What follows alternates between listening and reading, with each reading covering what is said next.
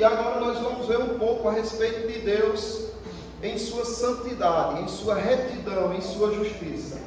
Abacuque, ele escreve aqui essa passagem que Abacuque relata, ele está confuso, ele não está conseguindo entender o ser de Deus. Observe o que ele diz: não és tu desde a eternidade, ó Senhor, meu Deus, ó meu santo, não morreremos, ó Senhor, para executar juízo puseste naquele povo, tu, ó rocha, o fundaste para servir de disciplina.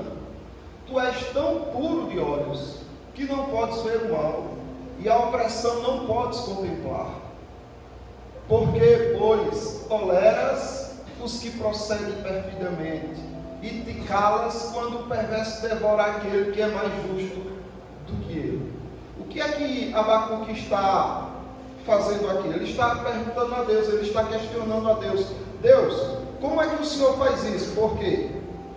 Abacuque estava dizendo: olha Deus, o que está acontecendo em Israel? Quantos pecados, quantas maldades, pessoas traindo outras, pessoas oprimindo os pobres. Senhor, não estás vendo isso não? Aí Deus diz: estou, e vou corrigir.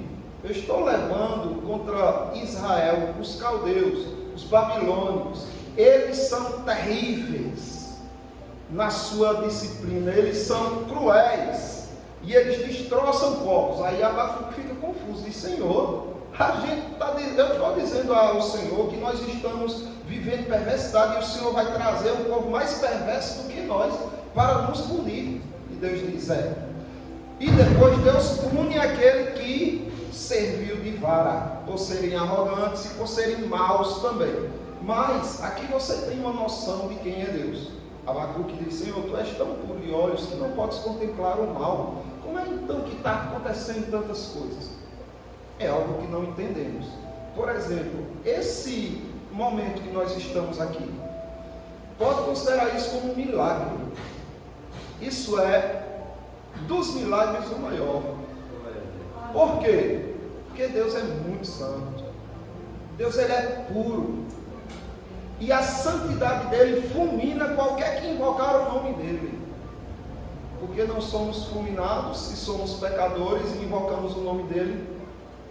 Porque Cristo, por causa da fé que temos em Cristo, porque ele enviou seu Filho para morrer no nosso lugar, pagar pelas nossas culpas. Então, quando Deus olha para o seu povo invocando o nome dele, vê que é um povo que tem pecado, mas vê que Cristo pagou por aqueles pecados. Então não tem mais ira, somente amor para esse povo.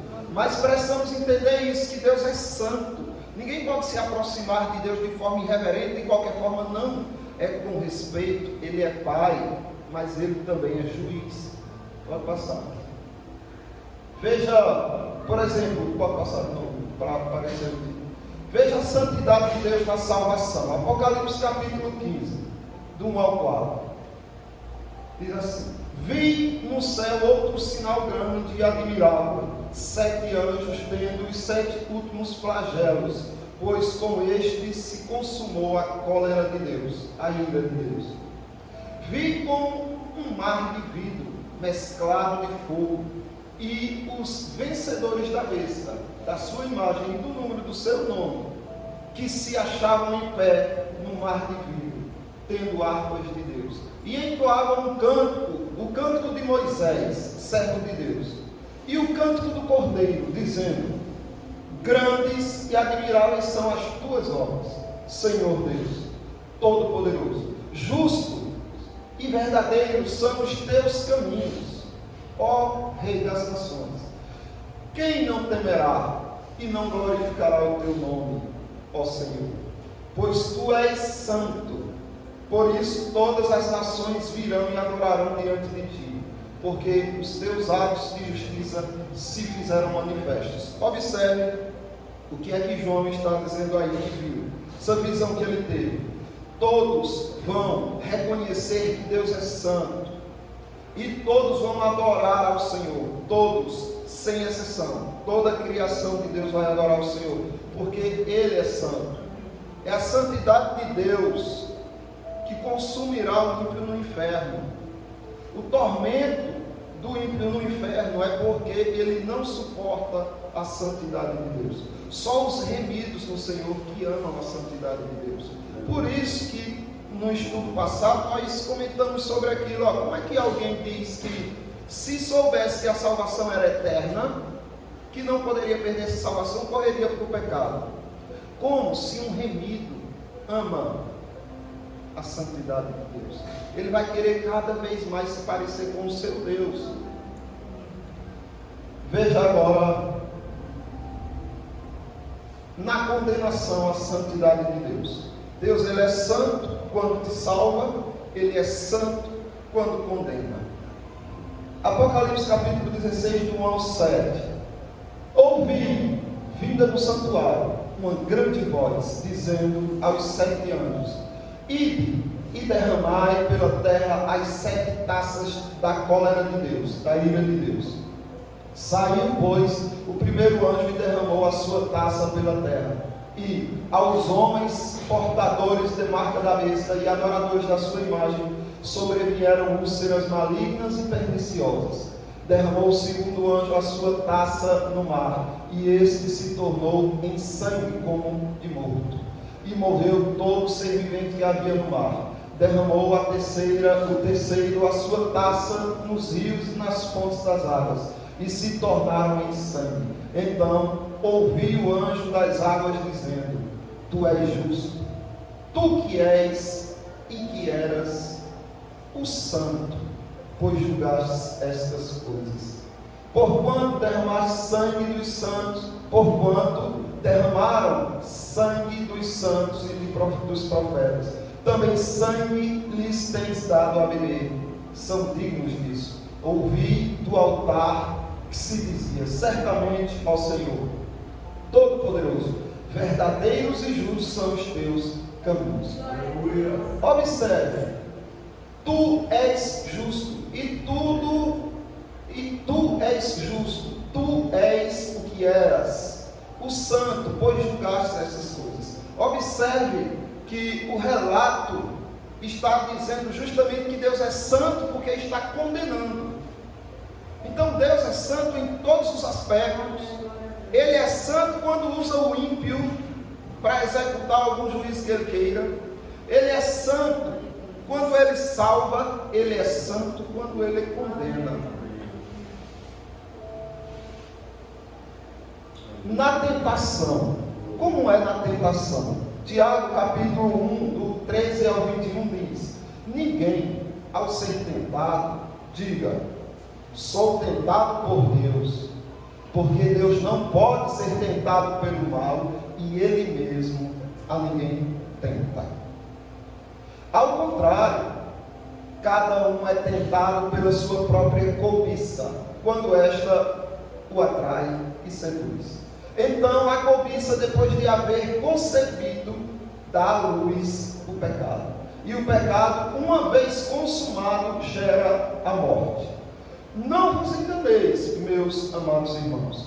Toda boa dádiva e todo dom perfeito são lá do alto, descendo do Pai das luzes, em quem não pode existir variação ou sombra de mudança, pois segundo o seu querer, Ele nos gerou pela palavra da verdade, para que fôssemos como que primícia das suas criaturas. Sabeis estas coisas, meus amados irmãos. Todo homem, pois, seja pronto para ouvir, tardio para falar, tardio para se irar, porque a ira do homem não produz a justiça de Deus. Observe o que Tiago está dizendo. Primeiro, que Deus, ele não pode ser tentado pelo mal. Ele também não tenta ninguém. Quando alguém é tentado e peca, isso é algo dele, que é o que vimos no comentário anterior. E que se tem alguma coisa boa na terra, só existe por quê? Porque veio lá do alto. Descendo de quem? Do Pai das luzes, ou seja, nele não há trevas. Ele é santo, ele é luz. Então, quando formos estudar a Bíblia, cuidado, para você não pisar além do que é permitido.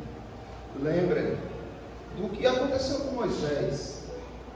Moisés vê ali aquela teofania, aquela aparição de Deus naquela sarça, e aí ele diz: que coisa tão incrível, como é maravilhoso isso, irei para lá para ver o que é aquilo. Aí Deus diz: pare aí, não chegues, porque o lugar em que tu estás é terra santa. Se ele passa um pouquinho do limite, ele seria fundado.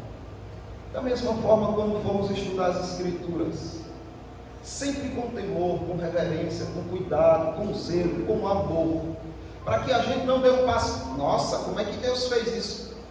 Nunca questione as atitudes, as ações, os procedimentos do Senhor, como Ele faz, porque Ele é santo. Assim que vier alguma coisa, ou alguém te questionar, como é que Deus fez aqui na Bíblia? Vê só, mandou Saul matar homens, mulheres, crianças, animais, bebezinhos de peito. Como é que mandou? Tu explica como? Não precisa recorrer a muito argumento, não. Diga: olha, foi por 3 razões que Deus fez isso. Primeiro, porque Ele é soberano, Ele faz como quer. Depois, porque Ele é santo, Ele fez isso porque Ele é santo. A santidade dEle exige que o pecado seja eliminado. Tudo que nasce é contaminado com o pecado. E depois, porque o homem é pecador, já nasce pecador. Ou não é assim?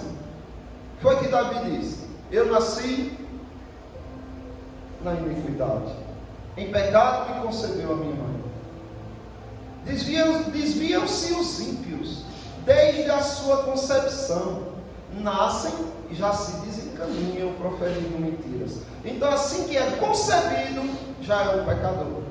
Então não existe isso de ficar querendo achar que é mais santo que Deus, ou achar que é melhor que Deus.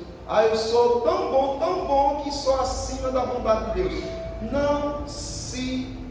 Não passe dos limites até onde Ele determinou. Ele é santo, Ele é soberano, e o homem é pecador.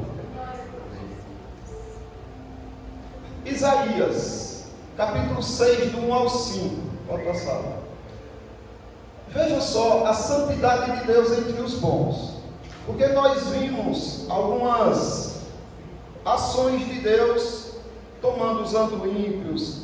Abacuque dizendo: Senhor, Israel está muito perverso, está muito pecaminoso, e Deus agindo no meio deles. Agora veja quando Deus se apresenta para um santo, ou alguém que se considera santo, porque Isaías era sacerdote. Então, como sacerdote, ele se considerava, primeiro da linhagem de Israel, se achava, depois sacerdote, muito mais. Mas veja só o que acontece quando alguém que é santo conhece o Senhor. Isaías 6, do 1 ao 5. No ano da morte do rei Uzias, eu vi o Senhor assentado sobre um alto e sublime trono, e as abas de suas vestes enchiam o templo. Serafins estavam por cima dele. Cada um tinha 6 asas.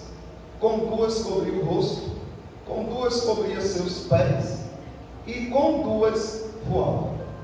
Então observe, porque essas asas, por que não 2? E por que cobrir o rosto? Porque quem vê Deus é fulminado. Deus, ele é tão santo que ninguém pode ver ao Senhor e permanecer vivo. Tiveram algumas pessoas que viram, sim, porque ali era Jesus Cristo como Deus, mas como Deus que havia sido prometido para se revelar. Mas observe que diante de Deus, eles estão cobrindo com 2 asas o seu rosto. Depois, os serafins cobrem seus pés, que é também como uma forma de reverência, dizendo o seguinte: eu não serei descuidado com os meus pés, eu não serei descuidado com os limites que me são estabelecidos. E com 2 voavam, como se dissesse: não vou me contaminar com a terra, não vou me contaminar com o que tem abaixo de mim. Então, e clamavam uns aos outros, dizendo: Santo, Santo, Santo é o Senhor dos exércitos. Toda a terra está cheia de sua glória. As bases do limiar se moveram à voz do que clamava, e a casa se encheu de fumaça. Então disse eu, veja bem, alguém que servia ao Senhor: ai de mim, estou perdido, porque sou homem de lábios impuros, habito no meio de um povo de impuros lábios, e os meus olhos viram o Rei, o Senhor dos exércitos. Vou morrer, mas aqui era uma teofania, era Deus se apresentando na pessoa de Cristo, para que pudesse ser visto. Mas isso dele ter visto a glória de Deus já trouxe para ele uma sensação de insignificância, de indignidade. Ele estava no templo servindo, arrumando as coisas e tudo normal.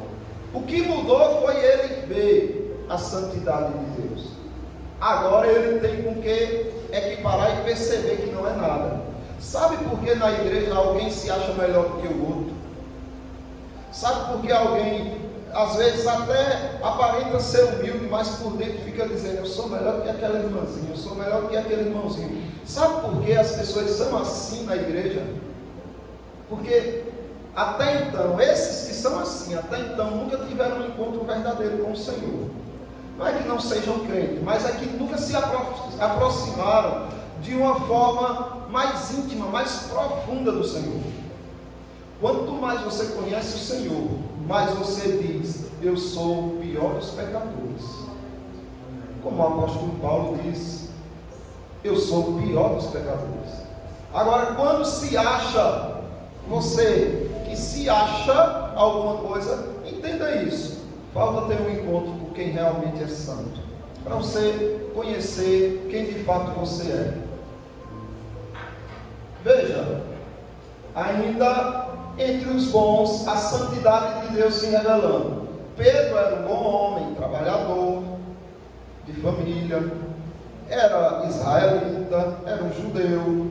Então, ele tinha muitas coisas que corroboravam para que ele se sentisse alguém superior aos gentios.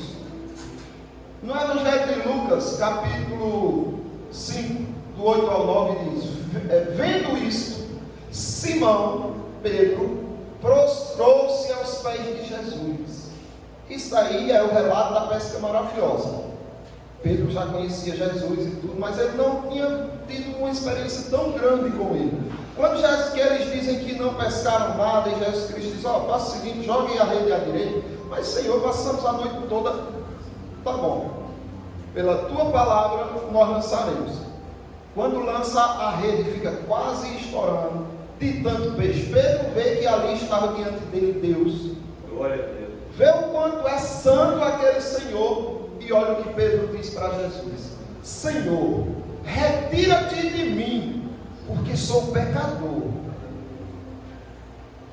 Observe, ele já estava diante de Jesus Cristo, já tinha conversado, já tinha visto Jesus Cristo, mas nunca falou isso, porque a santidade de Deus ainda não tinha se manifestado diante dele. Quando a santidade de Deus se revela perante alguém, essa pessoa percebe o quanto ele é indigno, o quanto ele é pecador.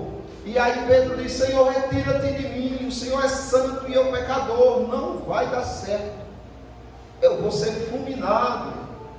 E aí Jesus Cristo disse para ele: pois à vista da pesca que fizeram, a admiração se apoderou de todos eles e dos seus companheiros. Todo mundo ficou maravilhado com quem estava diante dele ali. Jesus Cristo disse: levanta-te, eu vou fazer você pescador de homens. Mas observe a reação de Pedro, pedindo para Jesus Cristo sair de perto dele. Não é porque não amava Jesus Cristo, não é porque não queria ser seguidor de Jesus Cristo, é porque ele se achava indigno disso. Ele não queria como que manchar o nome daquele Senhor, como que manchar a santidade daquele Senhor. E Jesus Cristo tranquilamente diz: não, levante-se, eu vou fazer de você alguém útil. Romanos capítulo 14, versículo 11. Agora, quando a santidade de Deus se revelar em glória, o que acontecerá com todos? Como está escrito: por minha vida, diz o Senhor, diante de mim se dobrará todo o joelho, e toda língua dará louvores a Deus. Então não vai ter esse durão, essa pessoa aí que não sucumba para ninguém. Até demônios vão se prostrar diante de Jesus Cristo. Todos os homens vão dobrar os joelhos e confessar louvores a Deus. Isso aí é uma citação de Isaías. Paulo está citando Isaías. Veja só o que é que diz no 45, do versículo 22 ao 23. Olhai para mim e sede salvos, vós todos os limites da terra, porque eu sou Deus, e não há outro. Por mim mesmo tenho jurado, da minha boca saiu o que é justo, e a minha palavra não tornará atrás. Diante de mim se dobrará todo o joelho, e jurará toda a língua. Então isso aí já é algo que vem dizendo pelos seus profetas, é confirmado pelos seus apóstolos. E agora, observe ainda a santidade de Deus entre todos. Em Filipenses, na Epístola de Paulo aos Filipenses, capítulo 2, do 9 ao 11. Pelo que também Deus o exaltou sobremaneira, e lhe deu o nome que está acima de todo o nome, para que ao nome de Jesus se dobre todo joelho, nos céus, na terra e debaixo da terra, e toda língua confesse que Jesus Cristo é Senhor, para a glória de Deus Pai. Percebem que aqui há sempre uma confirmação daquilo que foi falado, desde os profetas até os apóstolos. Eles afirmam e reafirmam: Ele é tão santo que no dia do juízo ninguém ficará de pé na presença dele. Todos se prostraram. Então aqueles arrogantes, aqueles que se acham, nesse dia vão conhecer o que é a santidade de Deus. Veja só, a santidade de Deus diante dos demônios. O Evangelho segundo Marcos, capítulo 5, do 2 ao 13. Ao desembarcar, logo veio dos sepulcros, ao seu encontro, um homem possesso de espírito imundo, o qual vivia nos sepulcros e nem mesmo com cadeias alguém podia prendê-lo, porque, tendo sido muitas vezes preso com grilhões e cadeias, as cadeias foram quebradas por ele e os grilhões despedaçados, e ninguém podia subjugá-lo. Andava sempre, de noite e de dia, clamando entre os sepulcros e pelos montes, ferindo-se com pedras. A ira desse homem era tão grande que, quando ele não encontrava ninguém para ferir, ele feria a si mesmo. Quando, de longe, viu Jesus, correu e fez o quê? Os demônios, quando viram de longe Jesus Cristo, correram na sua direção. Agora imagina isso. Eu fico às vezes imaginando essas cenas, e está lá os apóstolos e o homem possesso vindo, toda a carreira para cima deles, como eles lutaram. E agora? O que vai ser de nós? Mas ele estava correndo, porque não tinha como ficar em pé diante do Senhor Jesus Cristo, exclamando com alta voz: que tenho eu contigo, Jesus, Filho do Deus Altíssimo? Conjuro-te, por Deus, que não me atormentes. Olha o medo deles. Tem para que um crente ter medo de alguma coisa? Tem para que um crente ter medo de aparição, de assombração, de diabo? Não tem. O crente que tem o Senhor da glória não pode, não precisa ter medo de nada. E observe, porque Jesus lhes dissera: espírito imundo, sai desse homem. E perguntou-lhe: qual é o teu nome? Respondeu ele: Legião é o meu nome, porque somos muitos. Então tinha milhares de demônios naquele homem, milhares, e todos eles se prostraram perante Jesus Cristo e o adoraram. E olha só, agora eles vão orar, eles vão fazer um pedido. Eles dizem: e rogou-lhe encarecidamente. Veja o respeito dos demônios pelo Senhor da glória. Glória a Deus. Enquanto que existem muitos cristãos que afrontam a santidade de Deus. Eu determino, eu não aceito. Pai, que seja feita a tua vontade, assim na terra como no céu. Amém. Por que eu não aceito? E se for da vontade dele?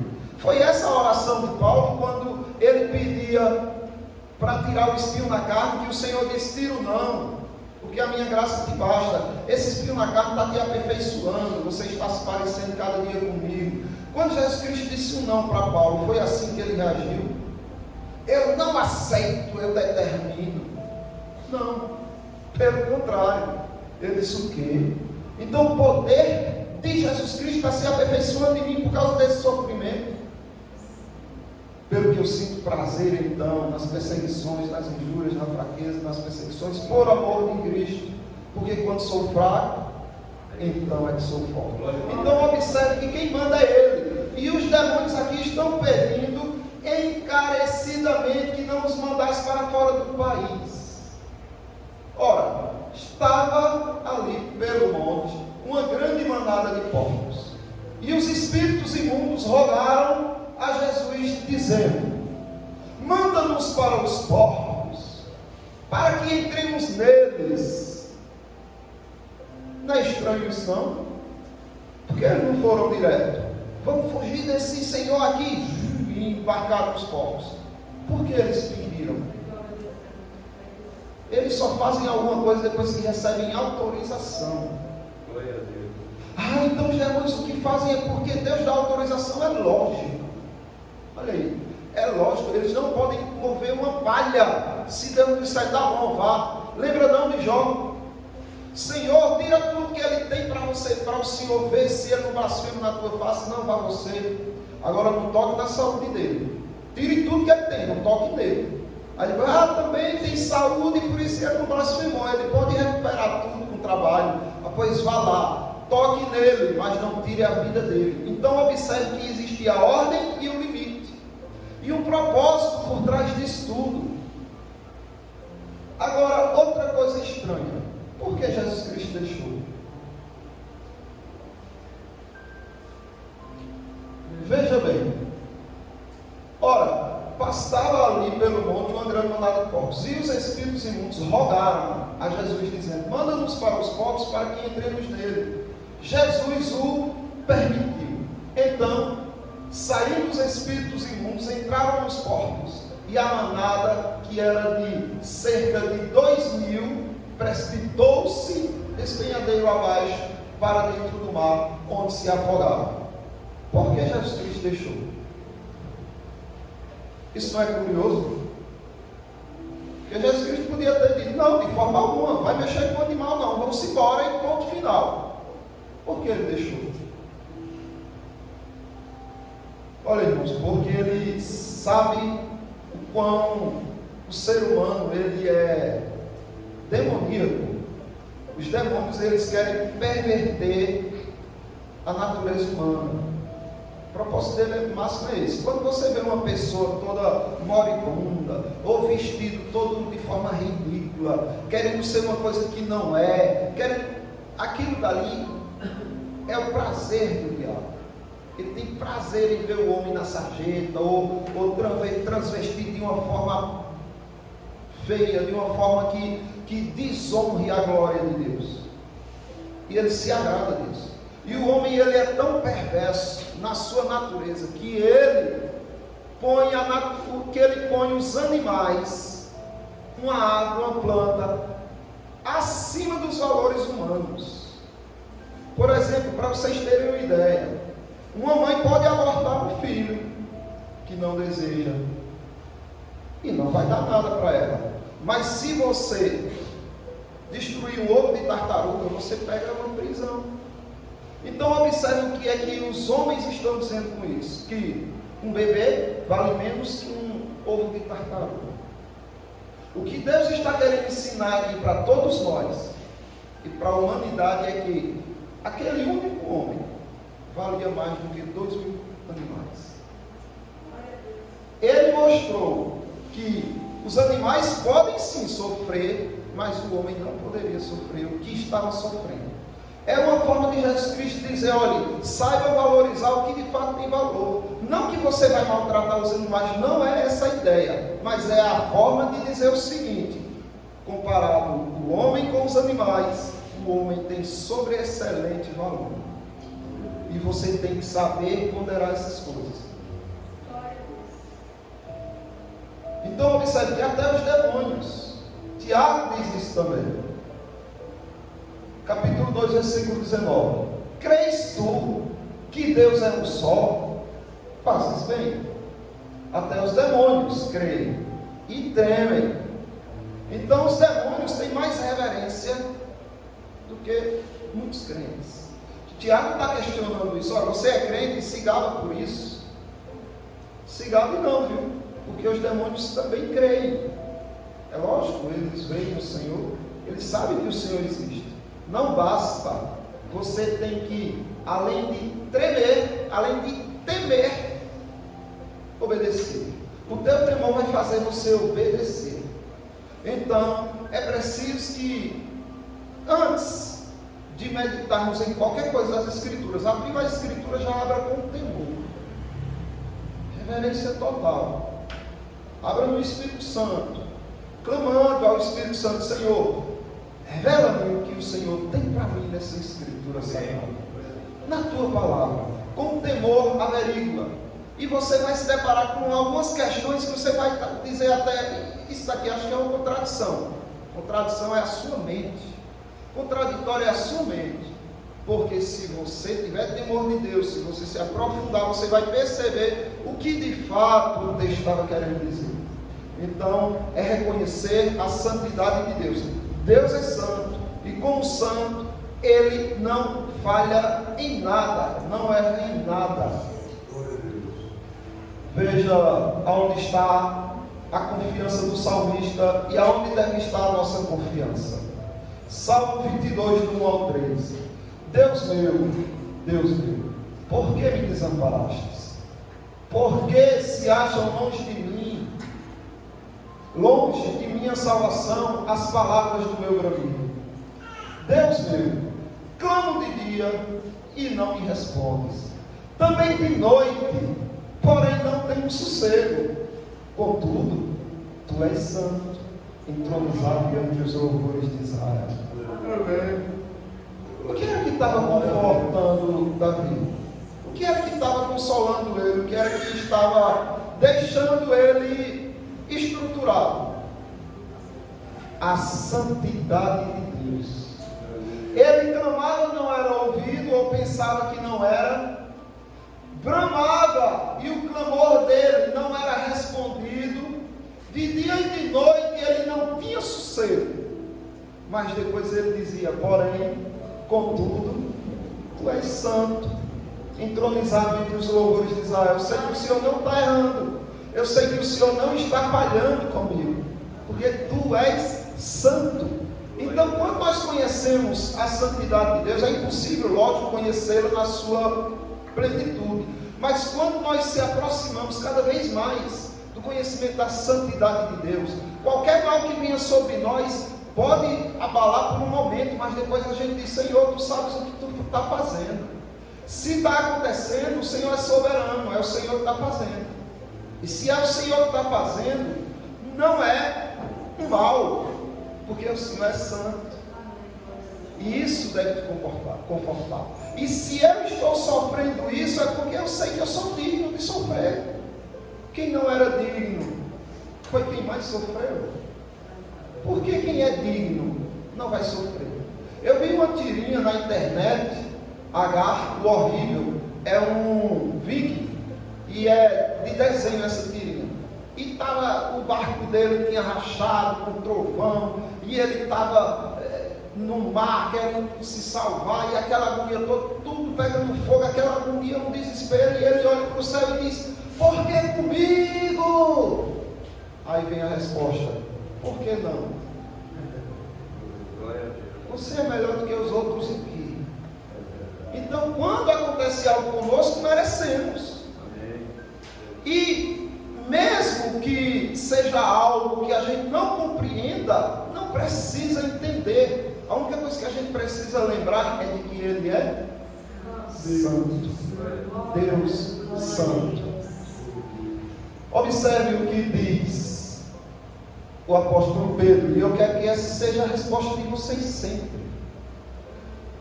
João, Evangelho segundo João, capítulo 6, do 65 ao 69. E prosseguiu: por causa disto é que vos tenho dito, ninguém poderá vir a mim, se pelo Pai não lhe for concedido. Preste bem atenção, porque aqui está destroçando qualquer noção de livre-arbítrio, de eu que escolhi Jesus. Você escolheu, ninguém nega, porque alguém viu, ou você levantando a mão, ou você dizendo que é dele. Mas você escolheu ele porque ele te escolheu primeiro, te chamou, mudou teu interior. Quando ele mudou o teu interior, você disse: ai, que lindo, eu quero esse Senhor. E aí você o escolhe, porque ele primeiro te escolheu e te transformou. Mas observe, Jesus Cristo está dizendo isso. Há uma grande multidão, ninguém pode vir a mim não. Não pensem que vocês podem vir para mim não, a não ser que pelo Pai seja concedido. Se o Pai disser assim, vá, pode ir, aí você vai.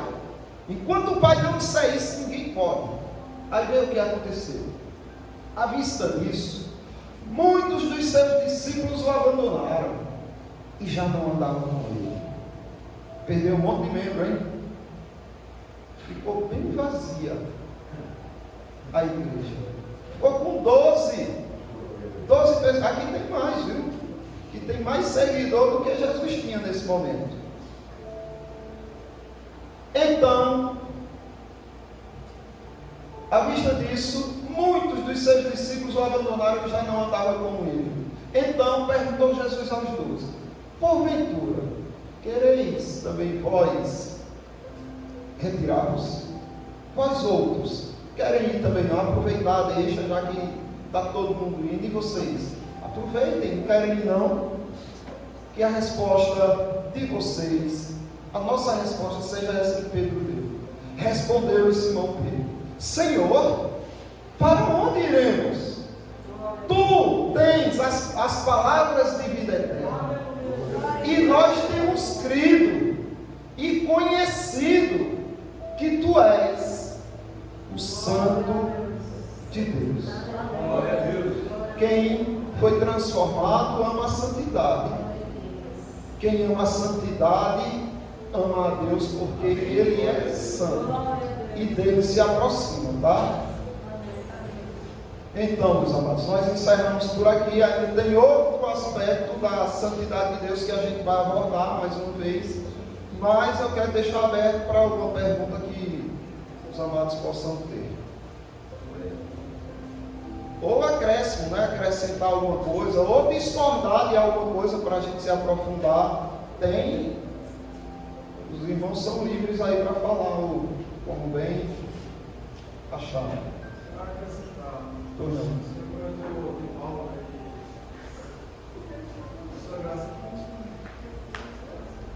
É bom porque sai aqui, né?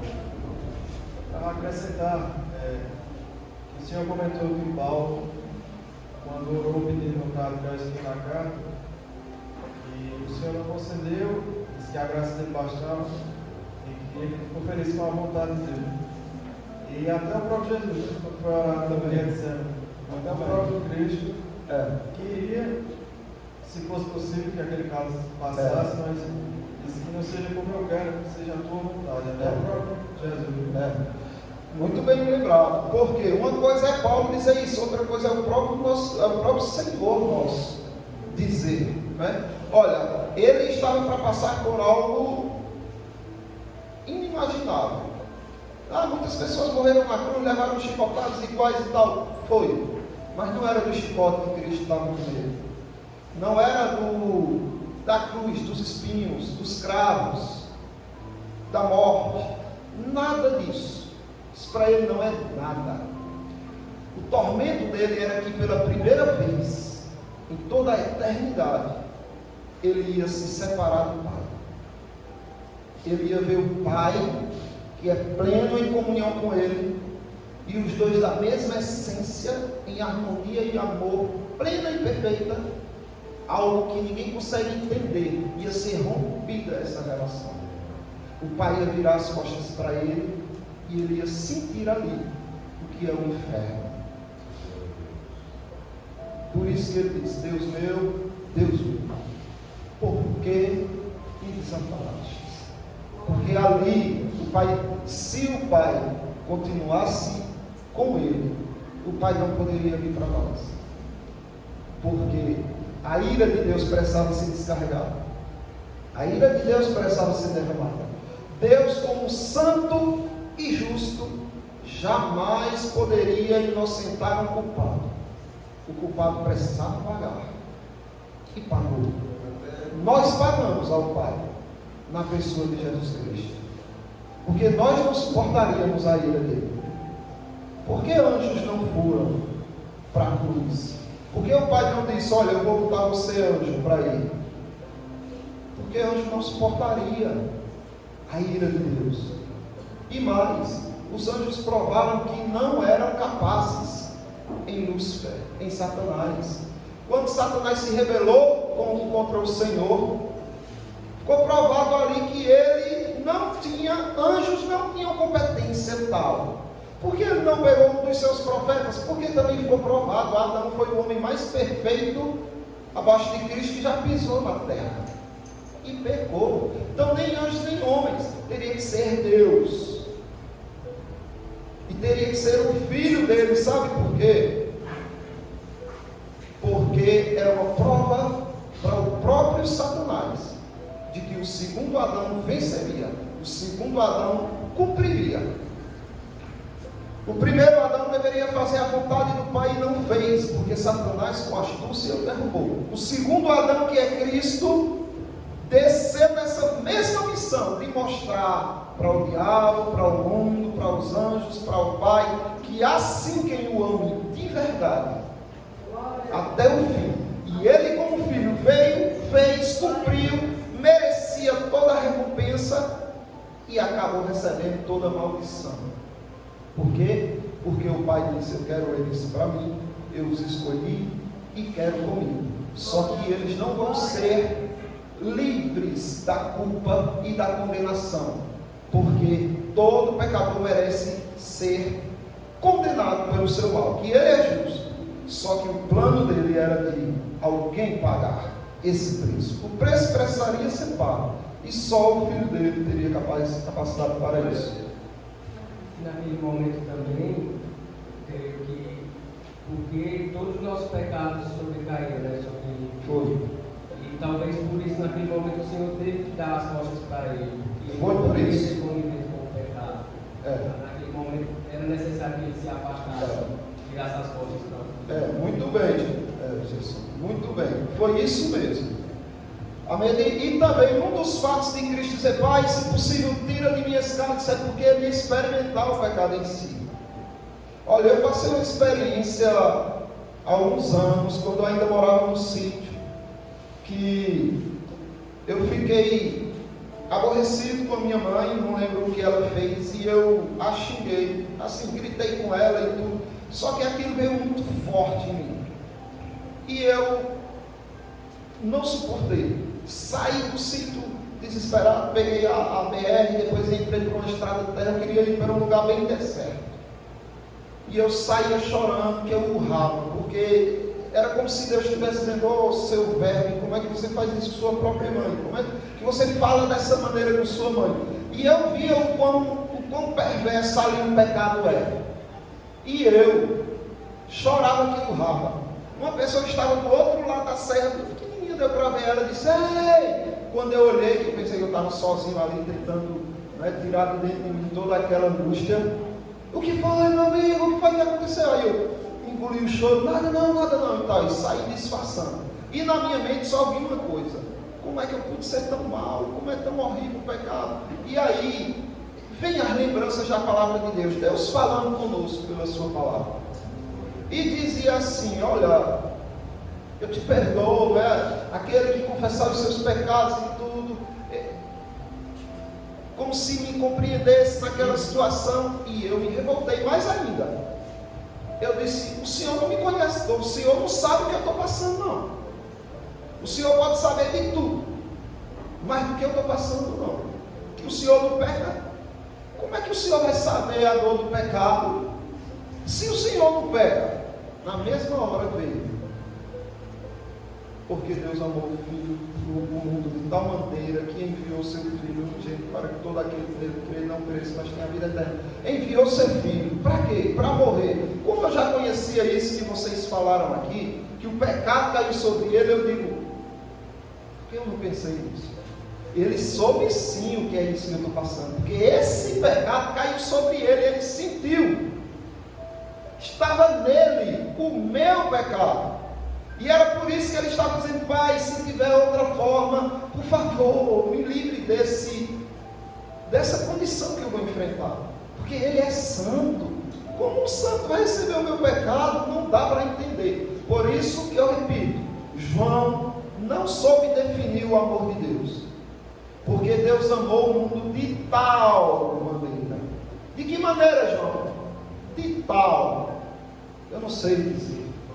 Porque não tem como compreender o amor do Pai por nós, a entrega do Filho por nós, o que Ele passou, Deus Santo por nós, e como retribuímos, ou retribuir não tem como, mas como agradecemos, como mostramos gratidão, pecando, sendo negligente, se achando superior ao irmão, ficando intrigado de outro, e sempre tem uma justificativa para isso. Será que vai servir para Deus a justificativa? Então, sejamos santos, porque Ele é santo. Mais alguma coisa, irmãos? Sim, para deixar mais transparente, a questão do livre-arbítrio, acho que tem duas questões, né, relacionadas. Uma que diz que a gente pensava que era a gente que decidia ir até Jesus, mas no caso é Ele que chama, né? E a maneira de a gente ter o livre-arbítrio independente de ser escolhido por Deus ou não, assim, na vida normal, natural, né? Não, tipo dizer: eu vou escolher essa roupa em vez dessa, né? Essas coisas assim, realmente bem tranquilo essa situação. Agora que vê, que interessante, João, é um livre-arbítrio ainda por cima condicionado, porque veja, quem é que nos dá sanidade? Quem é que faz a gente raciocinar? Deus. Então, se eu escolho algo, é porque eu recebi dele a condição de raciocinar, não foi? Então eu faço isso. Pronto, por exemplo, Nabucodonosor, ele dizia também assim: olha, eu faço como eu quero, eu invado as nações, eu destruo, é eu que decido, e era, né? Isso aí, era ele mesmo que escolhia. Eu quero atacar aquela nação, e atacava, aquela não, depois, e fazia como queria. Agora, ele só fazia como queria, por quê? Deus permitiu. Não era Deus. Tem uma hora que ele deixou de fazer como queria. Lembra? Deus tirou a razão dele, não é? A consciência dele. E ele escolhia só o que agora? Só as coisas de Deus queria, como animal. Comer grama como animal. Veja, tiveram que tirar ele do palácio, porque ele quebrava tudo. Animal não vive num palácio, né? Um bicho bruto não vive no palácio. E aí, para ele não se machucar, não se ferir, até morrer, caindo tudo por aqui, solta ele no jardim. É melhor, pelo menos ele está em segurança lá, comendo feito bicho. Então nós temos, você pode escolher se bota leite no café, se bota só café, eu que escolho, agora vá também com humildade, eu que escolho, porque Deus, Ele é misericordioso, não é? Não é isso? Essa questão que ele falou a respeito, dessa condição do homem. E tem uma passagem da palavra de Deus que fala assim, que a misericórdia de Deus é que nos conduz ao arrependimento. Então quer dizer, é necessário que essa misericórdia primeiro nos alcance, para que depois a gente tenha a sensação de arrepender. Porque o Espírito Santo é quem convence o homem dos pecados, do juízo da justiça. Se o Espírito Santo não vir convencer, não vai se arrepender. É isso? Justamente. Essa questão ainda é para o âmbito espiritual, né? Essa que o Washington colocou. Aqui João Neto colocou é no âmbito material, físico. No âmbito físico é aquilo, pronto. O que é que o apóstolo Paulo diz aos Coríntios? Olha, o homem natural não compreende as coisas do Espírito, porque elas se discernem espiritualmente. Então ele jamais vai escolher as coisas espirituais porque ele é natural. Mas é óbvio, ele compreende as naturais. Lógico, não é? O homem natural compreende as coisas naturais. Agora o homem espiritual compreende as coisas do espírito e as naturais.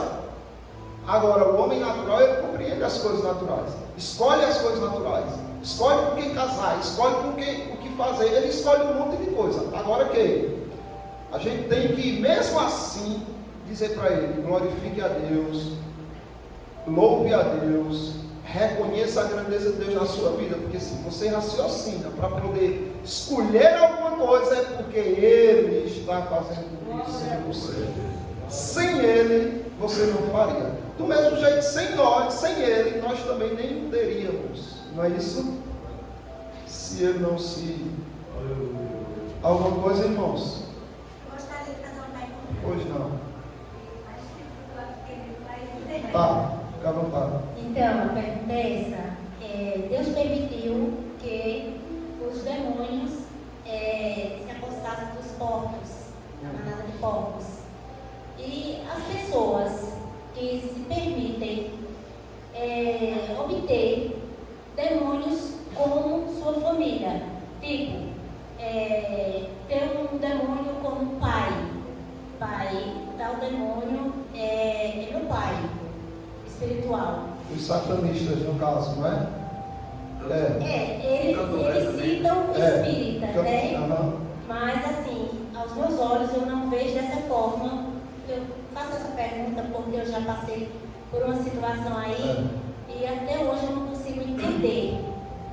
Então, você falou sobre tudo isso aí, e essa pessoa tinha avó, pai espiritual, que a palavra de Deus fala que não são espíritos, mas sim demônios. E eu gostaria de entender um pouco mais sobre isso. Certo. E daí então é isso, e eu sou curiosa para saber, porque até hoje eu não consigo entender o... Tá bom, entendi. Veja, obrigado pela pergunta, muito bem colocada. Eu queria que quem tivesse com a Bíblia aí, abrisse a palavra de Deus.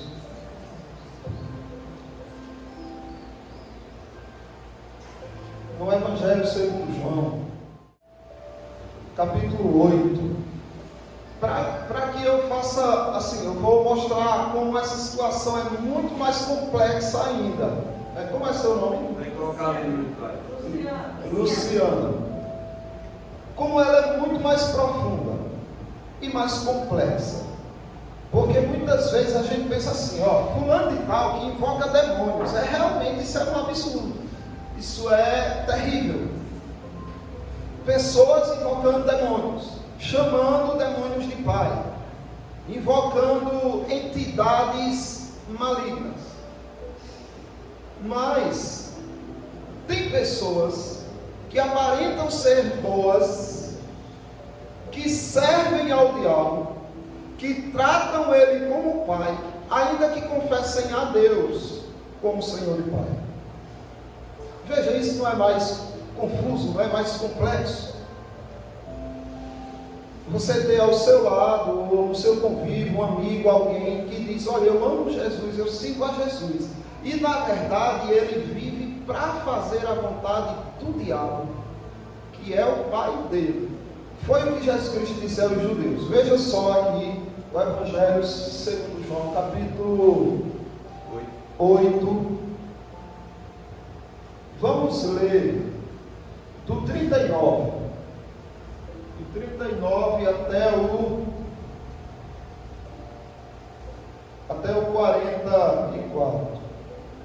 até o 45. Aleluia. Pronto, então vamos lá. Responderam e disseram: nosso pai é Abraão.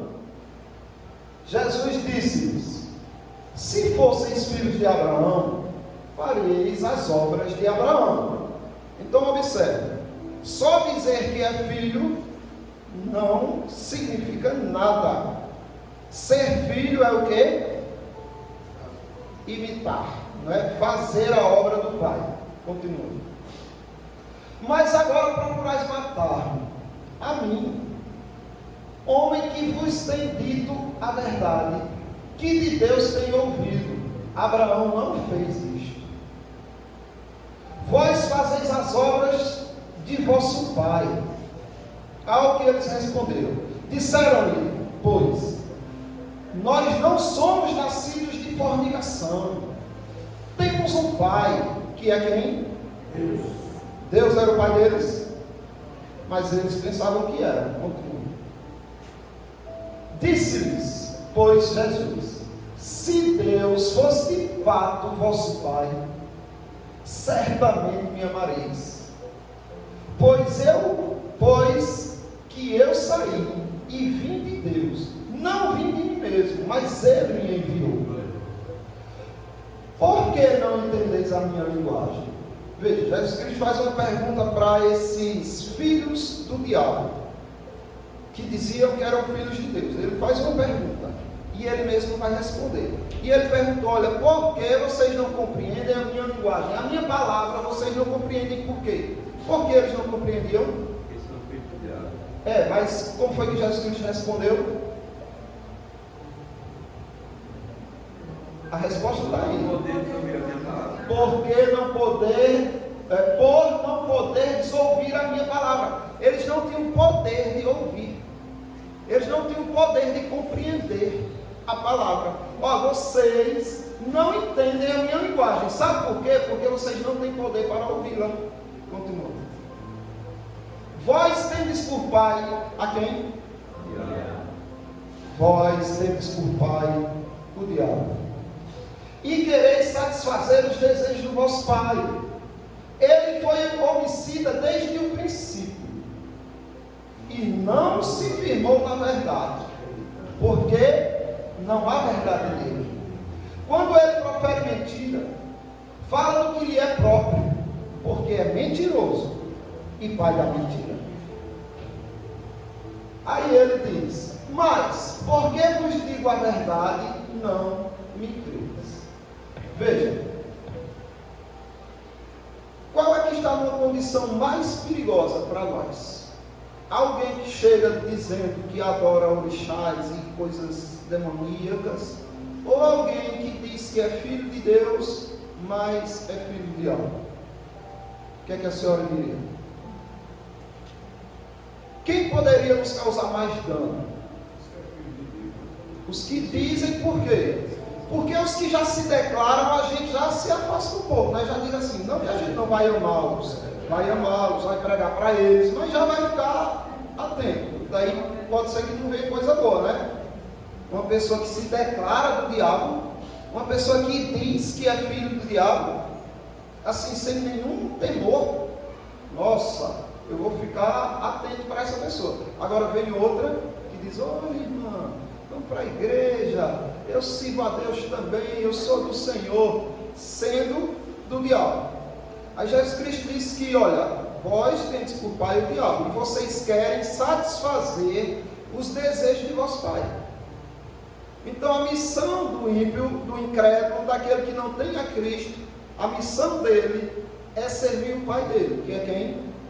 O diabo. Por isso que ele vai infernizar o casamento de pessoas, por isso que ele vai infernizar a relação de dois amigos, por isso que ele vai incitar pessoas a se desviarem, a se afastarem. Ele aparenta ser crente, mas não é. Aquele que é crente, crê, ouve a verdade, ama a verdade, segue ao Senhor. Então, o que eu diria para cada um aqui que pode ter contato, até familiares com pessoas declaradamente de Satanás, é: não temam, temam. A gente viu quem é o nosso Senhor, né? Glória a Deus.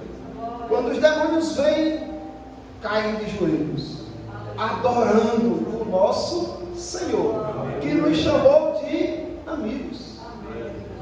Já não vos chamo de servos, chamo de amigos. O Paulo, ele quando fala das tribulações, ele falou que passou em períodos de morte entre falsos irmãos. Também, Então a gente tem que ter cautela com tudo. Agora, principalmente com esses disfarçados, né, que tentam minar a nossa comunhão com Deus e com os irmãos com astúcia. Olha, irmã, sabia que fulano falou isso da senhora?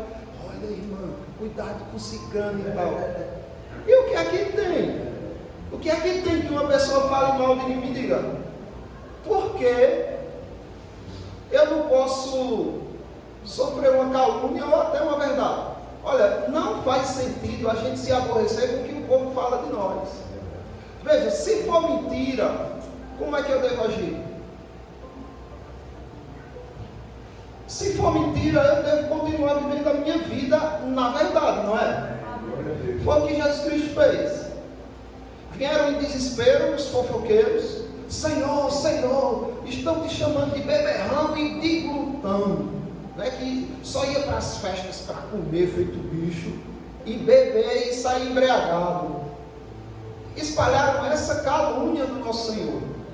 Jesus Cristo olha para eles e diz: deixa, a sabedoria vai ser justificada por suas filhas. Eu vou continuar fazendo a minha missão e eles continuam caluniando. O mundo vai ver e vai descobrir o quê? A verdade. Vão passar por mentirosos. Agora, e se for verdade o que estão falando de mim? De mal. Como é que eu devo agir? Preocupado aí, ficar preocupado, pedir perdão, ter vergonha e mudar, não é? Estão falando mal de mim. E é verdade. Meu Deus, eu preciso mudar, porque eu estou errado. Então, não devemos nos preocupar, nem se for mentira, nem se for verdade. Se for verdade, vamos criar vergonha na cara e se consertar. Se for mentira, deixe que a sabedoria mostre que a mentira está lá e não em nós, né? Uma coisa que me chamou muita atenção e nos traz a revelação do quanto soberano é o nosso Deus. Nessa passagem que foi lida agora, né, mostra que até essas pessoas que são declaradamente filhas do diabo, elas são dessa forma porque eles não têm o poder de ouvir a palavra do Senhor. Isso. Da mesma forma, da mesma forma os ateus que dizem que não escolheram Deus, que não querem ser servos de Deus. Pelo contrário, Deus que não os escolheu. Dessa mesma forma, esses que se declaravam filhos do diabo, não porque eles queriam, mas sim porque já estava dentro do propósito de Deus, de fazer com que eles não tivessem o poder de ouvir a palavra do Senhor e se perfeito. Perfeito, gente. Veja só que coisa interessante. Para confirmar isso que Jason pegou mesmo na veia. Respondeu Jesus. Porque eles disseram assim: por que tu não fala logo quem és tu? Diz logo se tu é o Cristo ou não. Mas Jesus Cristo diz: já vos tenho dito e não credes. Eu já disse. O problema é que vocês não creem. As obras que eu faço em nome de meu Pai, essas testificam de mim. Eu já disse e já mostrei. E não tem jeito. Vocês não creem. Por quê? Eles são fortes, mais resistentes que o Espírito Santo de convencê-los. É por isso. Ele vai dizer por quê. Mas vós não credes, por quê? Não sois as minhas ovelhas, como já vos tenho visto. Vocês só não creem porque vocês não são das minhas ovelhas. É por isso que eles não creem. Porque não são. Porque se eles fossem das ovelhas de Cristo, mais cedo ou mais tarde ia acontecer o que com eles? Iam crer. As minhas ovelhas ouvem a minha voz. Eu as conheço. Eu conheço-as. E elas me seguem. Percebem porque o ateu não crê? Se ele morrer sem crer, é porque ele não era ovelha de Cristo. Ele pode até ser uma ovelha de Cristo, mas ainda em trevas, em escuridão, cego, perdido. Quando ele for resgatado por Cristo, se ele for um eleito de Deus, se ele for de fato uma ovelha, Cristo vai falar e uma hora ele vai ouvir, seguir. Agora, aqueles que não creem de fato, eles não creem por quê? Não são de Deus, não são das ovelhas do Senhor. Alguma outra questão, irmãos? O Salmo ele declara, né, que os ímpios não subsistirão no juízo, nem os pecadores na colocação. Só os justificados. Alguma outra coisa? Só para complementar sobre a questão de que ela falou que tem pessoas que dizem que tem por pai o demônio, né? Eu conversei com algumas pessoas que frequentavam esses lugares, eles lá, né? Ela pode se prostituir, pode beber, pode homossexualismo tudo. Então, lá eles estão como se fossem os mandamentos do inimigo, do demônio, como se tudo era liberado. Então, o pai deles está sendo, não quer rejeitar o pecado para poder carregar as coisas justamente. Aí eles confessam que o diabo é o pai deles porque todos os mandamentos. É o que eles gostam, eles recebem aquilo que gostam, aí é meu pai. Eu amo esse pai, né? Porque esse pai é bom demais, que ele deixou deixou roubar, deixou fazer. Justamente. Agora que, olha, que fique bem claro que essas pessoas não precisam do nosso ódio. Elas precisam de quê de nós? Do nosso amor, não é? Da gente orar por elas, pregar para elas, socorrer elas quando elas precisarem, porque poderia ser a gente no lugar delas, ou não? Verdade. A Bíblia fala que para quem está perto tem que estar cuidado para não cair. Então nada de arrogância, né? Mas alguma coisa, amados,